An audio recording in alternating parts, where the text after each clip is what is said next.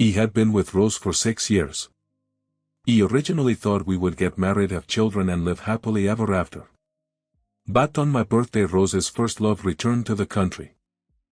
That's when I found out I was just a substitute for her first love. She had never truly loved me. Since that was the case, I chose to let go and give her the happiness she deserved. On the phone I said to my sister CCB agreed to the wedding plans. She replied, "That's great, Robert, I'm so glad you've come to your senses." Chapter 1. He could hear the excitement in her voice. And then she added, "Don't worry, the person I'll introduce to you will definitely be someone you'll like. By the way, I haven't seen Rose in years. Be sure to invite her too. You need to thank her for taking care of you all these years." I nodded, "Sure, but I don't think she'll be able to make it." He sat on the couch, my voice flat, my eyes fixed on the TV in front of me. On the screen, New Group CEO Rose and the newly returned movie star Ethan were sweetly embracing each other. The media reporters were all over the story congratulating the couple. My sister asked, "Not free, could it be because her first love is back alright?" How could I forget? Today's the day movie star Ethan returned to the country. After all these years they must finally be getting together. My heart tightened as I realized even my sister knew about Rose's first love while I had been a fool playing the role of her substitute. For 6 years. All these years Rose had kept her reputation clean with no rumors or scandals. No scandals, that's true. During the years I was with her I never caused any trouble. During the day I was a proper student and at night I was a proper sugar baby to her. He thought she loved me. But just a few days ago I found out the reason she had kept me around was that I resembled Ethan, her unforgettable first love. She had always just seen me as a stand-in for him. He asked, "Sis, did you know Rose had a first love?" She replied, "Of course I did." When her first love Ethan went abroad for his dreams, Rose was heartbroken for a long time and almost got depressed. Thankfully she eventually got over it. Rose was my sister Eileen's college roommate and they had always been close. So when I came to study here, Helen asked Rose to look after me. Over time I developed feelings for Rose and naturally we began living together. After college graduation I couldn't bear to leave Rose, so I gave up my family's plan for me to return home and take over the business and instead found a photography job here to stay. He had wanted to tell my sister about me and Rose for a long time, but Rose always stopped me. She never wanted to make our relationship public to her friends and family. At the time Rose told me the timing wasn't right, and being naive I thought we had a long future ahead of us and that we'd have a chance to share the good news later. Looking back now, there was no need to bring it up at all. My sister said, "By the way, Robert, Rose and Ethan have a great relationship. If you see them, can you ask Ethan for an autograph for me? I'll send you some extra spending money." He felt bitter and sad. Even my sister admired Ethan, the famous movie star. Here I was just an unknown photographer feeling completely insignificant. She asked, "When are you coming back?" I replied, "Sis, I'll probably be back in about 2 weeks. Before I could finish, the door opened. At that moment Rose walked in. She asked, "Where are you going in 2 weeks?" I quickly hung up the phone and looked up at Rose, who had returned. She was alone, no one was with her. After hugging her first love at the airport today, how come she's back alone now? But since she was back, a small part of my unease subsided. Maybe he should still try to hold on to her. He suddenly felt like I was rushing things by agreeing to marry so soon. Rose's intense gaze fell on my face. She continued, "Are you spacing out? You still haven't answered me." "You said you're going somewhere in 2 weeks," I replied. "Someone in my family is getting married." He made up an excuse, glad it didn't raise any suspicions. Rose didn't ask more questions, but instead her shy eyes were locked on me. My face reddened slightly as something crossed my mind. I said, "Rose, if you don't need anything, you head upstairs." Before I could turn around, she hugged me from behind, pressing her warm body against mine. My heart raced as if it was about to burst. But the heat in my chest was quickly doused by a cold splash of water. If I hadn't seen her hugging another man today, and if her body didn't still carry the scent of that man, I might have thought she actually liked me. But she clearly didn't love me, so why was she being so affectionate? Chapter 2. The woman nestled in my arms and her ethereal voice broke the silence. She asked, "Did you see the news today?" "Yeah, I saw it."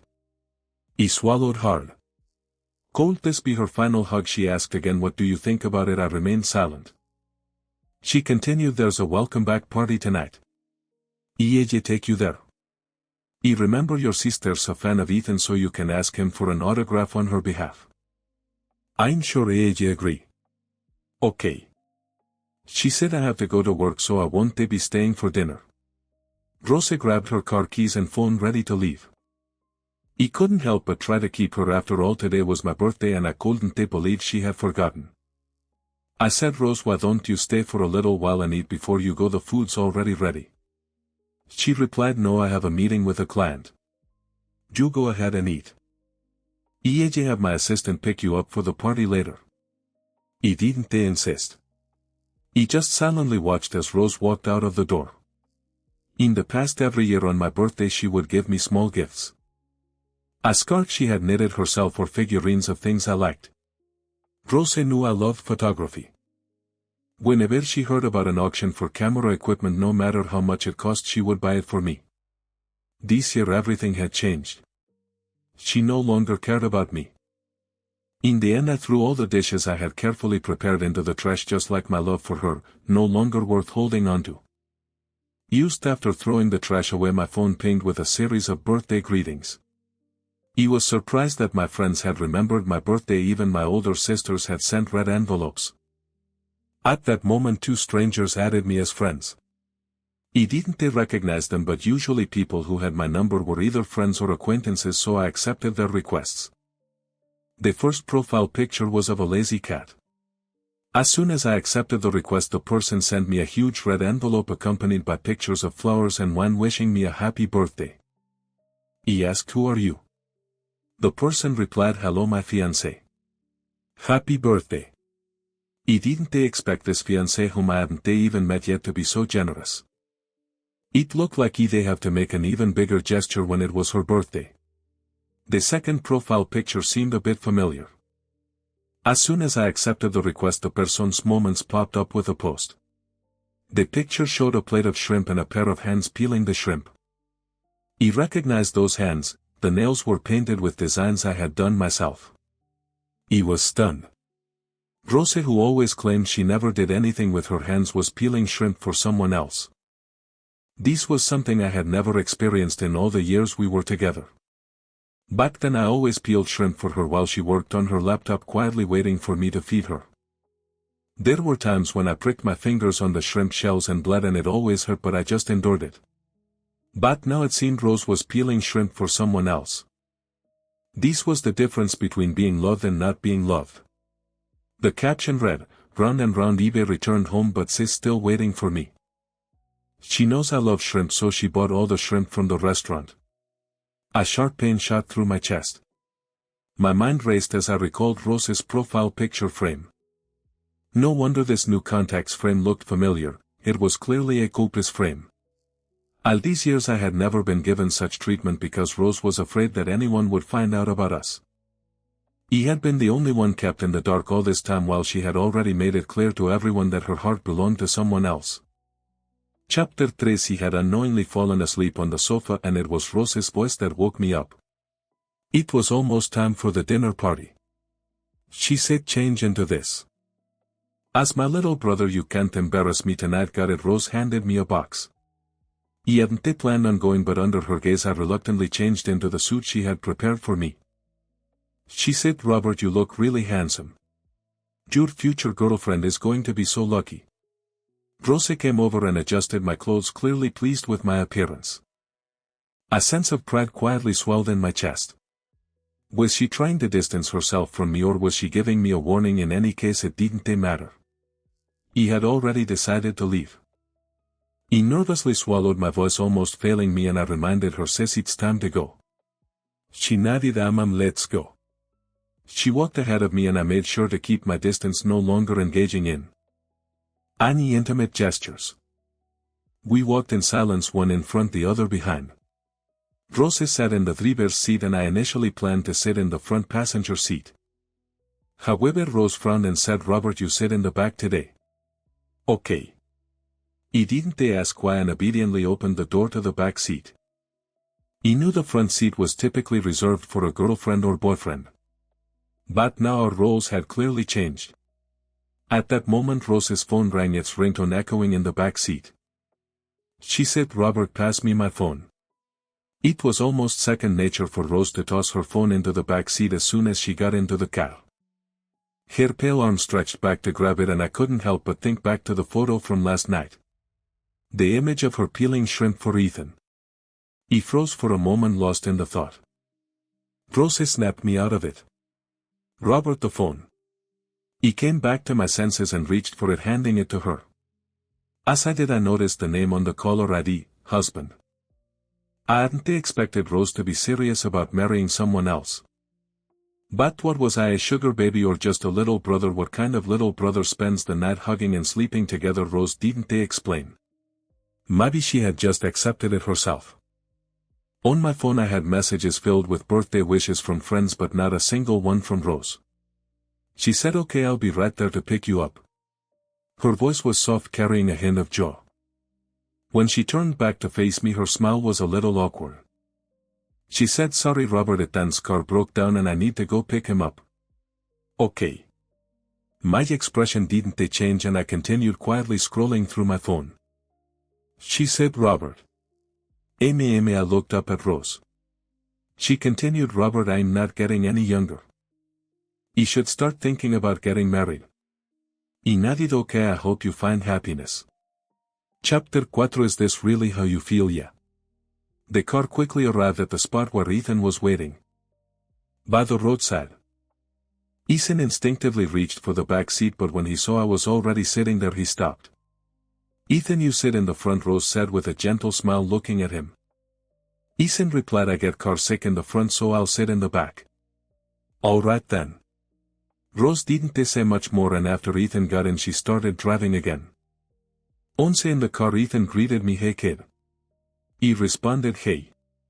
Rose said, "Ethan, this is Robert, Elaine's little brother." Ethan replied, "Oh, you're the whiny little brother Helen used to talk about. I can't believe you've grown up so much." His tone carried a hint of teasing. He didn't react much. It was true that I used to cry a lot when I was younger. Rose smiled and came to my defense. "Ethan, don't tease him. He's shy."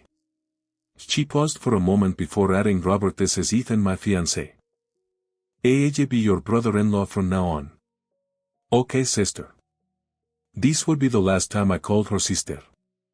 After today perhaps we would never cross paths again. I said, "Hello, brother-in-law." Rose seemed quite pleased with my attitude. If this had been the past, I would have caused a scene by now. In the past, when she returned home drunk supported by a male model, I would have made a fuss and we'd have argued for days. "Ethan," said Rose, "by the way, I was in such a rush earlier that I forgot to bring my violin. Can you go back and grab it for me, and also can you pick up the makeup artist and my assistant? You know I'm a celebrity. My image is important." Rose said, "Okay." When Ethan said this, he cast a meaningful glance at me. He understood. This man was deliberately provoking me. Makeup artist's assistants and the violin. If all of them got in the car, there would clearly be no room left. So.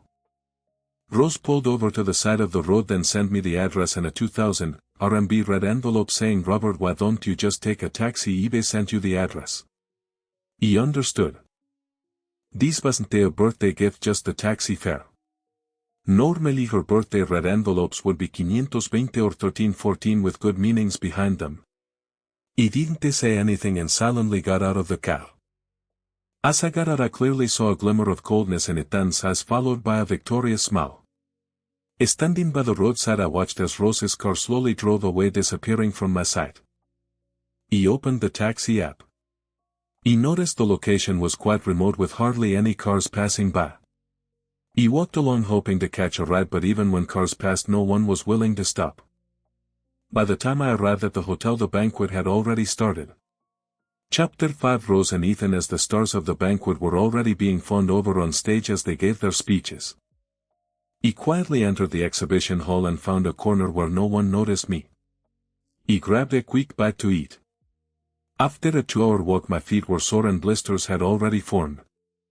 Finally the dance segment began. As the main guest, Ethan naturally invited Rose to dance the first song. Taking advantage of this moment I went to the restroom.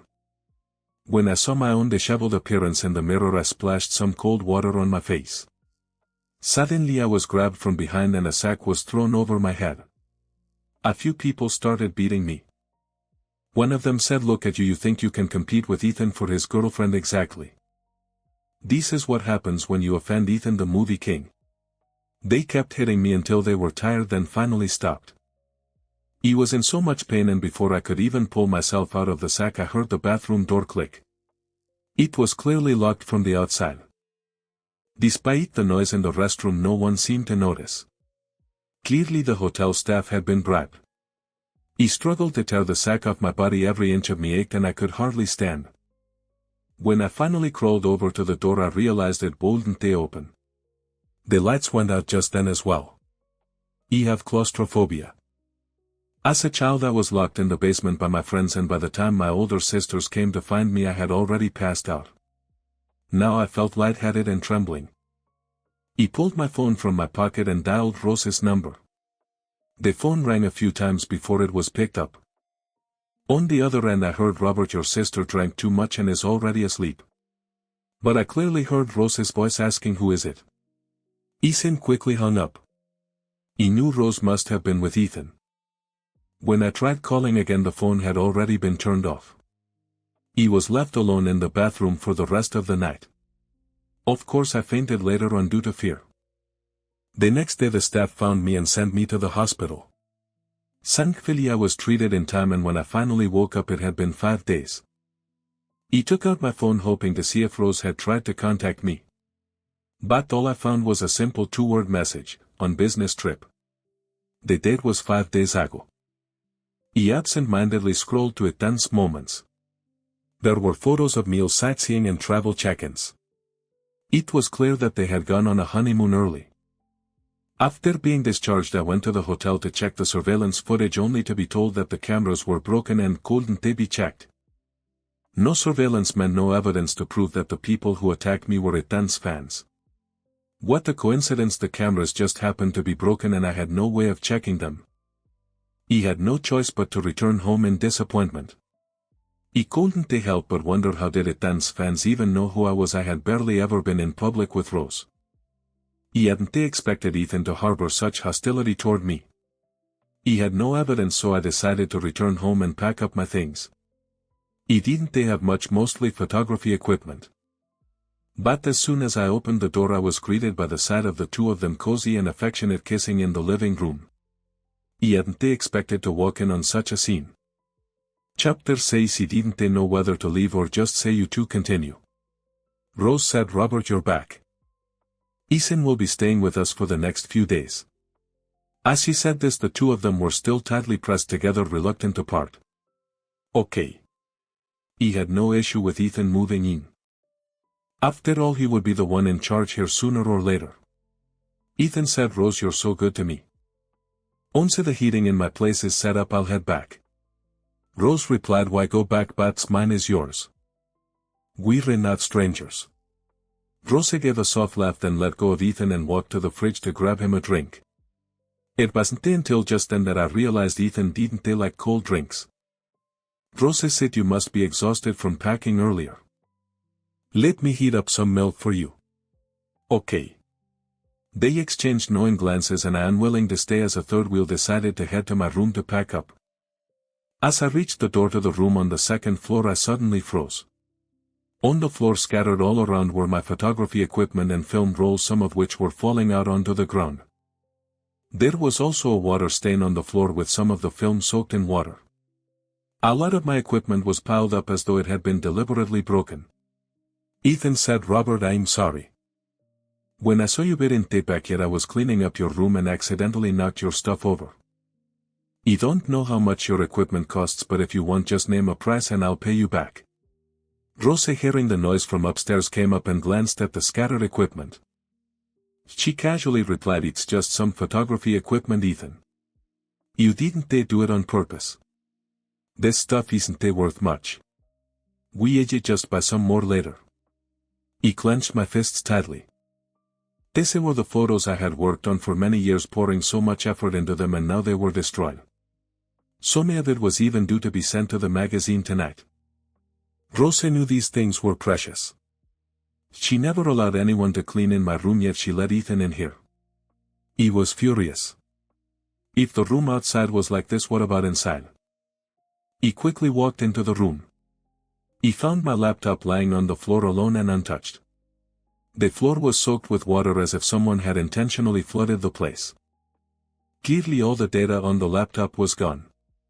This laptop contained some of the photos and materials I was planning to publish. Ethan said, "Robert, when I came in I was shocked too. Did you leave the water running? When I came in I rushed to turn off the water and I even tripped over the computer." As soon as Rose heard this, a look of panic crossed her face. She asked, "You tripped? Are you okay? Let me see." Ethan replied, "I'm fine. Used a little bruise on my knee." "It's nothing." Rosa then turned to me, her voice sharp. "Robert, what were you thinking? Why didn't you turn off the tap?" I was speechless. He opened my mouth, but clearly anyone could tell that if I hadn't turned off the tap, the water wouldn't just stay in the room. It would have flooded downstairs by now, and to get to the bathroom you wouldn't even need to pass by the computer desk. Now Rose was clearly trying to defend Ethan. Rosa said, "I'll take you to the hospital." When she looked at Ethan her voice was gentle, but when she turned to me her eyes were filled with anger and her tone was cold. She said, "Robert, you better clean up your room while you're here. You don't want to come back to this mess when Ethan is living here."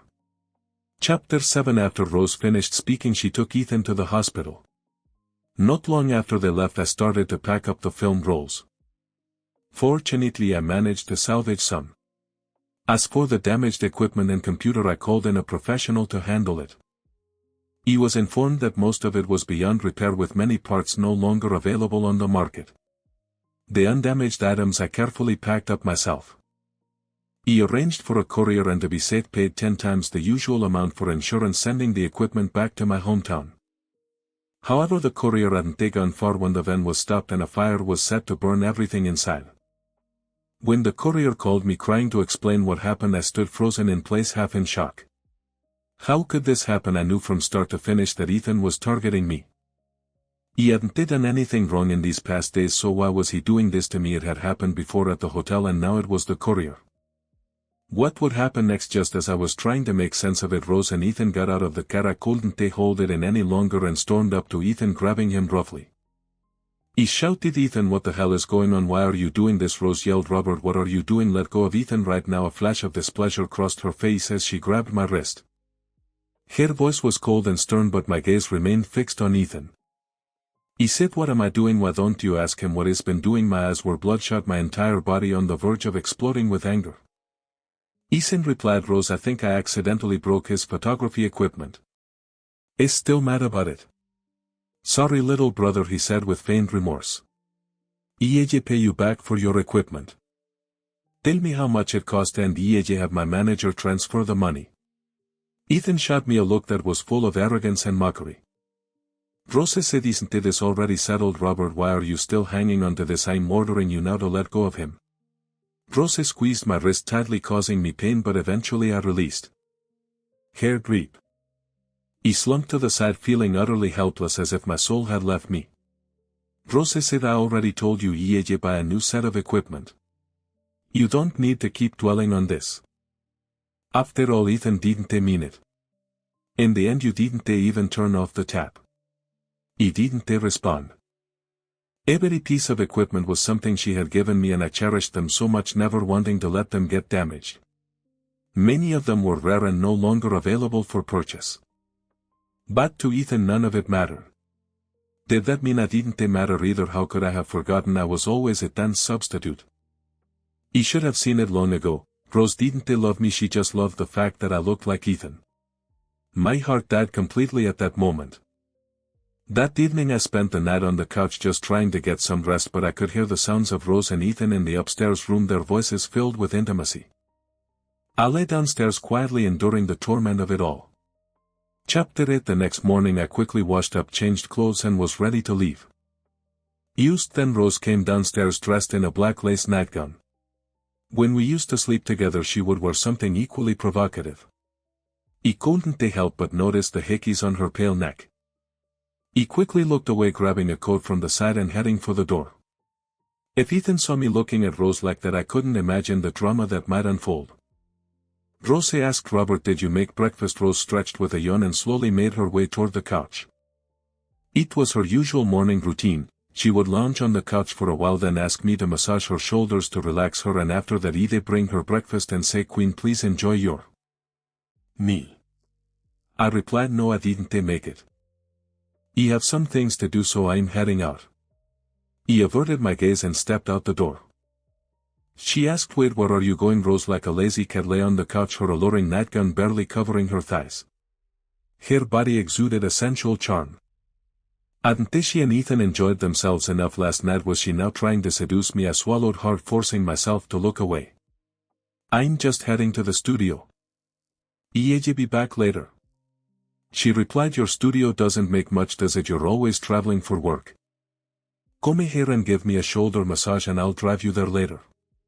Rose laid back on the couch waiting for me to comply. I replied, "It's fine, I can drive myself." He practically ran out of the house trying to escape. When I reached the underground parking lot, I received a call from Rose. She asked Robert, "Where's the oil?" "It's in the cabinet under the stove." She asked again, "Which one's the salt and which one's the sugar?" "The salt's on the left, sugar's on the right, and the spice." Ha! I gritted my teeth as I answered. I couldn't believe that Rose was cooking breakfast for Ethan. It was clear, love and indifference couldn't be more obvious. I closed my eyes for a moment. Maybe it was time to put an end to this. I'd be leaving soon. Just as I was about to start the car, I noticed the fuel gauge was empty. When I got out to check, I found that all 4 tires had been slashed. I couldn't take it anymore. These awful stalker fans would do anything for the rattle. I pounded the side of the car in frustration, my fingers leaving deep imprints on the shiny surface. Just as I walked out of the parking garage ready to grab a cab and go to the company to quit, a car suddenly drove straight toward me. I had no time to dodge and the impact sent me crashing into a flower bed. The car sped off, leaving me behind. I struggled to pull out my phone and call Rose, but no one picked up. Looking at my bloody hand, I realized I had been slashed by the flower bed when I was hit. Then everything went black. When I woke up again, I found myself in a hospital, brought in by a sanitation worker who had found me. The nurse had tried calling Rose, but she never answered. Then the TV showed a broadcast of the Lou Group with CEO Mr. Lou and Ethan touring the company. The comments below were all full of well wishes, hoping the two of them would find happiness together.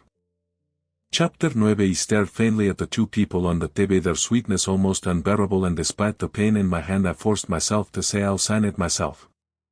After signing, I fell unconscious. Again. When I woke up, the room was pitch dark and I was alone. I moved my body to turn on the light. I hated the dark even though there were dim streetlights outside. The silence was eerily frightening. My fingers were wrapped in thick bandages. My whole body was in pain, but thankfully my legs were still intact. I spent 3 days alone in the hospital. The ugly scars on my hand were particularly chilling to look at. At that moment I received a message from the studio. I glanced at it and the boss said the photos from the last shoot were great and encouraged me to keep up the good work.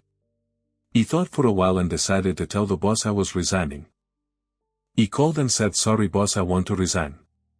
I originally wanted to talk to you in person and hand over everything, but now I'm in the hospital after being hit by a car, so I can only tell you this." Over the phone. The boss asked, "Hit by a car, what happened?" I didn't answer. After all, in C-City I didn't have any friends. Even if I knew who did this, I couldn't find any evidence. He said, "Don't worry, I have some connections here. Tell me what happened and I'll investigate it for you." Okay. Tears welled up in my eyes. He didn't expect that in my moment of solitude and helplessness it was the studio boss who was willing to help me. He said, "I'll come over in the afternoon and discuss the details with you." In the afternoon the boss came over with some fruit. As soon as he saw me lying in bed his eyes were filled with pity. He felt guilty and said, "Thank you boss for coming to see me." He said, "It's nothing, but are you really resigning?" I replied, "Yes, I'm afraid continuing like this will only drag the studio down." The Boss angrily said how could that be, those people are nothing to worry about. Just then the boss phone rang. Boss, it's bad. Someone sprayed paint all over the studio. You should come back and take a look. What, who did this, boss? We checked the surveillance and it was a bunch of underage kids. And did I apologize, boss, I'm sorry for dragging you into this. I replied, this isn't your fault. Why are you blaming yourself? I think the people behind this were intentionally targeting you. He nodded. I asked, do you know who did it? His eyes lit up. I said, those little brats are Ethan stalker fans. And since they all minors, even if they kill or set fire, they won't face any legal consequences. I asked Ethan, is that the boyfriend of your sister? Yes. So your injuries were also caused by these people targeting you? Yes. A bitter smile appeared on my face. It seems like Ethan is more cunning than I thought. He don't do it himself but incites his fans to target you. Boss, I'm sorry.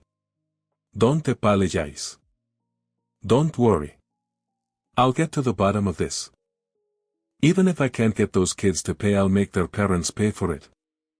I said, boss, I'll compensate for the damages to the studio and also I'll be heading back home soon. Can you keep my resignation private? He asked, do you not want your sister to know? Yes. I nodded and said, all right. When the boss left, he didn't make me pay anything. In fact, after hearing I was getting married, he not only waived the compensation but even gave me extra salary as a wedding gift. He said, remember to send me an invitation when you get married. I'll come to cheer you on. Okay. The boss laughed with a smile. He spent a few more days in the hospital lost in thought. During that time Rose didn't call once and I had given up on her. Chapter 10. Finally I was discharged after my stitches were removed. The boss called to say he had found some evidence. However, when he was preparing to sue the stalker fans, Lu Corporation was worried about how it would affect Ethan's reputation. So they paid a large sum of money to cover it up. No one dared report on it now. He had already known this would be the outcome. When I returned home still weak from my injuries, the house was as empty as ever. It seemed Rose hadn't been back in a while. As I went to the storage room to grab my suitcase, I found that my belongings were in disarray, thrown on the floor. The photos of me were slashed with a sharp object. And my diary, the one where I wrote all my affection for Rose, had been torn to shreds. At that moment my phone buzzed with a notification. An excerpt from my diary detailing my feelings for Rose had been posted online. The backlash was immediate and the internet was flooded with people condemning me, calling me shameless for having feelings for my own sister. He was stunned. Rose's angry voice came through the phone. She said, Robert the first told you before that our relationship shouldn't be exposed. Why did you do this? Don't you know doing this won't just ruin me, it'll ruin you too. It might even take down the entire Lu Corporation with you. He had nothing to say. After all, those affectionate words in the diary were mine. Rose then issued a statement through Lu Corporation claiming that she and I only had a sibling relationship and no romantic feelings. No feelings at all, fine. In that case, let's end it here. He gathered my belongings from the floor, throwing the photos into the charcoal stove to burn them. After cleaning up the storage room, I packed up what little luggage I had left and prepared to leave. At that moment Rose rushed in. She slapped me across the face as soon as she entered. Robert, look at what you've done. Do you know that because of that diary Lu Corporation's stock price has plummeted? I said, this isn't my fault. You might want to look into who did it. He turned my head and stared directly at Rose. Ethan placed his hand on Rose's shoulder, smiling as he cryptically said, Rose, I think there is something fishy about this. Maybe someone with bad intentions, or perhaps certain people were used by our enemies. Rose said, Fine. If I find out you did this, I won't let you off the hook. After saying that, she didn't even notice my pale face. Ethan shot me a cold look, a smile of victory flickering in his eyes. In the end, it was the stalker fans who did all this, and it had nothing to do with him. Besides, those fans were minors. Even if I wanted to sue them, I had nowhere to go. Ethan probably just wanted to watch Rose slowly become disillusioned with me and return to his side. He stood there stubbornly waiting until their figures disappeared before I took out my phone and called a cab to the airport. When I sat in the cab I glanced back at the villa I had lived in for 6 years. It held so many memories of Rose and me, happy ones, romantic ones, moments filled with joy and other intimate memories. But now it didn't matter anymore. She no longer belonged to me. The cab drove off. Chapter 11 At Sea City Airport. When the plane landed I slowly looked away, returning my gaze to the real world. I was back after 6 years. During those 6 years I hardly ever came back. My parents and 2 older sisters would send videos every year during the holidays asking why I didn't come back. I would always use the excuse that work was too busy to return. Once when my older sisters insisted on coming to spend the New Year with me, I ended up temporarily moving into the apartment they had bought for me. I tidied up and decorated it just enough to appease them. My relationship with Rose was a secret that couldn't be exposed. Over the years I had kept this secret, and the love no one knew about, living in both pain and sweetness. But now I no longer wanted it. I took my suitcase and walked through the crowd leaving the airport. The familiar buildings caught my eye. After all these years the airport hadn't changed a bit. It looked just the same as when I left 6 years ago, but 6 years had passed and everything was different. I was no longer the naive young man I had been back then. I was now a mature man. My older sister's call came through. "Robert, are you really back this time? You're not fooling me, are you?" Her voice sounded uncertain, as if she thought I was lying again. Yes, I had promised many times to come home for the New Year. But in the end I couldn't bear to leave Rose alone, so I stayed in city. I said, "Yeah, I'm back. And this time, I'm not leaving." My sister replied, "Not leaving? Well, now that you're back, let's get married. We're all waiting for you to carry on the family line and have children." I laughed. "Big sis, don't tease me. By the way, when are you going to find me a brother-in-law?" She said. "Forget about a brother-in-law. I'm busy right now and can't pick you up, but eBay sent your fiancé to meet you. She should be arriving soon." I nodded. "All right." I was actually curious to see what my fiancé, whom I had never met, looked like. From what my sister said, they seemed very pleased with her. If they were satisfied, that was good enough for me. I trusted my family not to set me up. However, I waited outside the airport for a long time, getting increasingly anxious. I took out my phone to ask where she was. Then I heard the roar of a motorcycle engine. I looked up and the bike came straight toward me. I could see that the rider was a young woman, and I couldn't help but feel a sense of admiration for her. But why was she riding straight at me? I took a step back, almost losing my balance on the stairs. As I steadied myself, the motorcycle braked sharply and stopped right in front of me. I stared blankly at the young woman on the bike. She was dressed in a leather jacket, her long legs encased in leather boots and pants that hugged her graceful figure. Her slender fingers pulled off her black helmet, revealing her dark glossy hair. She was effortlessly cool. I had never seen a woman ride a motorcycle so confidently and stylishly before. Actually, I always had a dream of riding a motorcycle when I was younger, but as I grew up I realized that it wasn't really in line with my personality. Being the pampered child of my family, anything dangerous was always avoided and I was well protected. Chapter 12 Beneath her long black hair was a delicate, beautiful face. I stared at the young woman in front of me, stunned by her beauty. She looked so young. How could she possibly be riding a motorcycle at this age? Was she even of legal age? She said, "Robert." Her beautiful eyes met mine, a hint of a smile dancing in them. I asked, "You are?" I paused for a moment.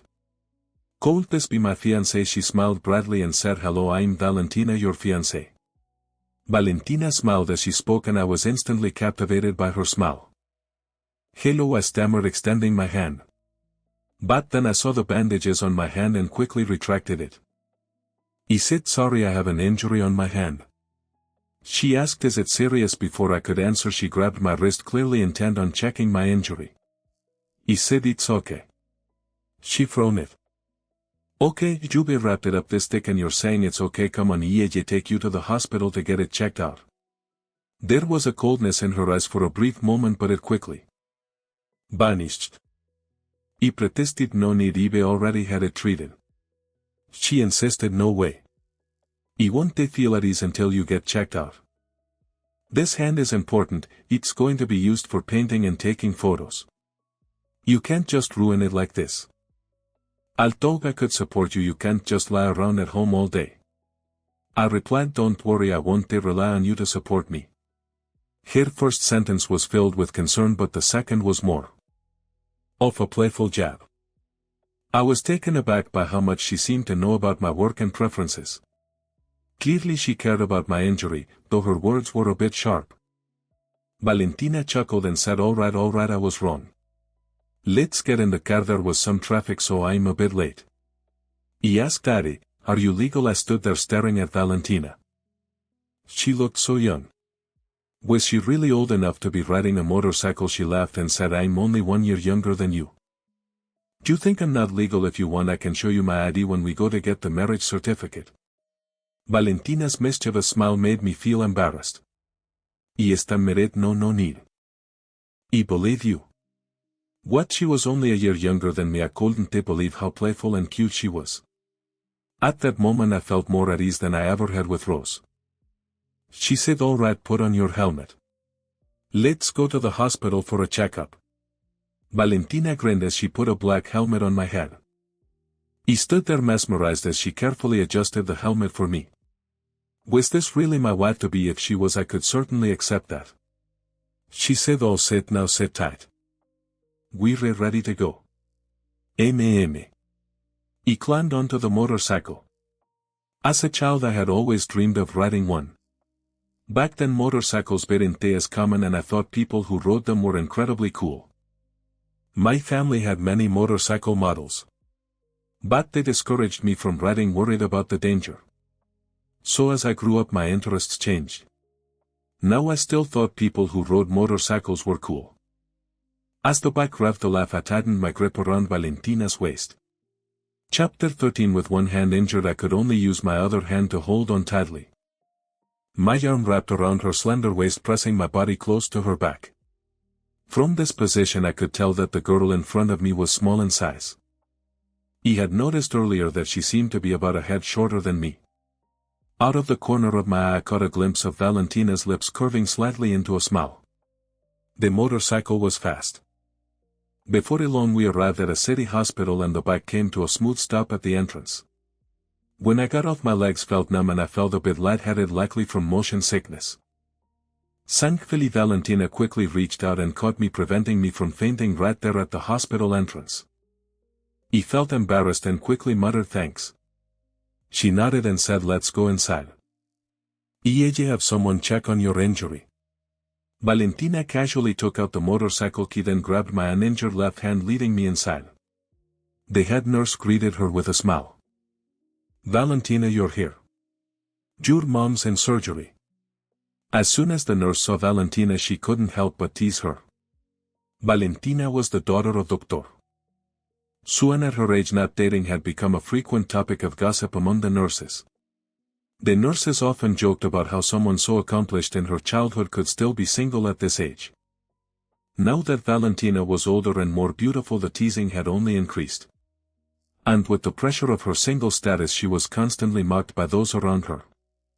Valentina rolled her eyes inwardly. She had forgotten that it was Nurseli who was on duty today. Had she known she might have taken Robert to a different hospital to avoid this awkward situation. It was hard to put up with the teasing from the nurses. She knew that being good-looking and successful as a child only attracted jealousy, and now as an adult her beauty seemed to attract even more unwelcome attention. People never seemed satisfied with her. But today things would be different. Today she was bringing Robert here to show everyone that she wasn't someone who couldn't find a man, she had simply been waiting for the right one. She wasn't going to let people talk behind her back anymore. Mrs. Lee, this is my fiancé Robert, Valentina said proudly, introducing me without hesitation. She didn't hide the fact that Robert was her fiancé. After all, he was handsome enough to make many girls swoon, and she was happy to show him off. There were rumors in the city about him having a girlfriend for several years, but he never made it public. Valentina couldn't care less about that. The man she had chosen was hers and no one else would take him. Mrs. Lee raised her eyebrows in surprise. Fiancé Valentina, when did you start dating someone? I remember your mom was saying just last month that you weren't interested in love. The nurse's face turned dark almost as if she had been struck. Valentina had always been the subject of jokes, how her classmates were all settling down, how someone had a second child. But now to hear that she had an extremely handsome fiancé, it was too much for Mrs. Lee to believe. Her eyes were full of envy as she stared at me, unable to hide her jealousy. She asked, still in disbelief, how long has it been and now you've got a fiancé? The nurse, who had been eyeing me, leaned forward and asked, young man, how old are you? Do you have a girlfriend? Maybe I can. She was clearly interested. I could tell from the way she looked at me that she thought I was from a wealthy family. With my appearance and the way I carried myself, it was clear that I was someone of importance. Valentina, however, was quick to shut down her assumptions. Mrs. Lee, I've already told you, is my fiancé. We've known each other since childhood and we were promised to each other long ago. The reason I didn't date anyone before was that I was waiting for him to come back. He's just returned from overseas. Chapter 14. Mrs. Lee remarked, just returned from abroad, so he's an overseas returnee. Her eyes were filled with even more jealousy. I couldn't help but chuckle at Valentina's words. Overseas returnee, more like a sea turtle. Valentina shot back quickly, all right Mrs. Lee, do you really want to fight with me for him now that I've finally brought my fiancé back? She immediately moved to stand protectively behind me, her posture defensive, almost like she was shielding me. Mrs. Lee waved it off with a laugh. Oh, I was just joking with you, don't take it seriously. Anyway, I need to get back to work. Your mom's in surgery. You go ahead and sit in her office for a while. Still grinning, Valentina warned, got it. And Mrs. Lee, don't ever try to introduce me to any more of those weird mismatched men. I find it disgusting. Mrs. Lee's face turned a shade of black and she quickly muttered, no, I won't, then hastily left, trying to cover up her embarrassment with a forced laugh. Once the nurse had left, Valentina stuck her tongue out at her retreating figure, making a playful face. I watched her, amused by how mischievous she was. Smiling, I tugged lightly on her arm and whispered, all right, don't be angry. You're my fiancé. No one can steal you away. Valentina, her confidence faltering a bit, looked up at me and asked, really? Yeah, really, I answered. This little girl, she seemed so sharp, yet she was so easily reassured. If she were any more naive, I might have said she was being tricked into this, just like how my older sisters had tricked her into being my fiancé. With a satisfied smile, Valentina said, then let's go. Her furrowed brows finally relaxed and a soft smile tugged at her lips. She grabbed my hand and pulled me toward her mother's office. As we entered the office, my gaze fell on a family portrait on the desk. What? The man in the photo looked familiar. Valentina noticed my gaze and explained, that's my dad. You should remember him. When you were little, you were always so naughty and cried a lot. My dad used to take you home with him sometimes for meals, and after that you didn't cry so much anymore. Ah, those were the old days. I said, feeling a little embarrassed. He used to cry a lot when I was younger, and there was a kind teacher who once joked with me, saying I had a beautiful little sister at home and that one day she would marry me. Back then I only knew that she was really pretty and that I liked her. I always followed her around, calling her sister and bringing her candy whenever I had some to share.